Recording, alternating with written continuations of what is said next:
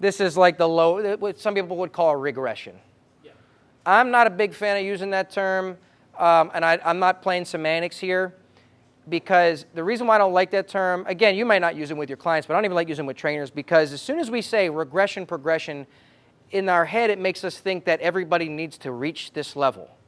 But there is no magical property of any exercise, right? I can get someone brutally fit and strong by doing split squats, right? So like for example, this is a quite side note, but it's good for training.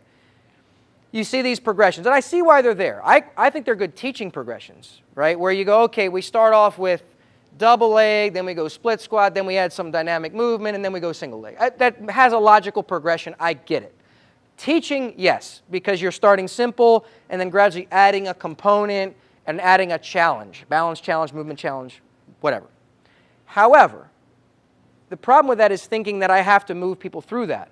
The question I would ask is, okay, let's say you can do the 5th tier, you know what I mean? I can do the single leg overhead squat on RX pad, right?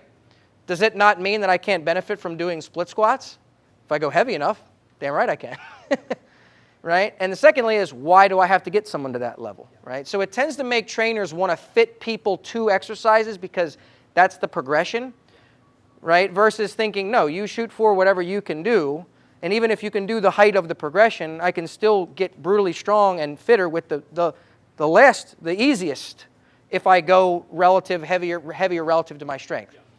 Yeah. Probably my best point is, what if you teach your client that? Well, now we've progressed you to the next variation. Now they're at the height of the variation in whatever spectrum you're using, right? Where do they go from there? Yeah. Do you now have to add a jump turn with one eye closed? Now you're getting in circus act territory. Yeah. Right? So you've taught them that the way to get better is just keep adding these new movement challenges, but what about overload? That's how we get stronger anyway. Right? So that's where I think there's a lot of self-defeating concepts there. If you're using it to teach somebody and you say, okay, I want to teach you a single leg, and they go, I can't balance here yet. Okay, here's your kickstand. Oh, you don't have the strength for that yet? Okay, let's start here. Now it makes sense.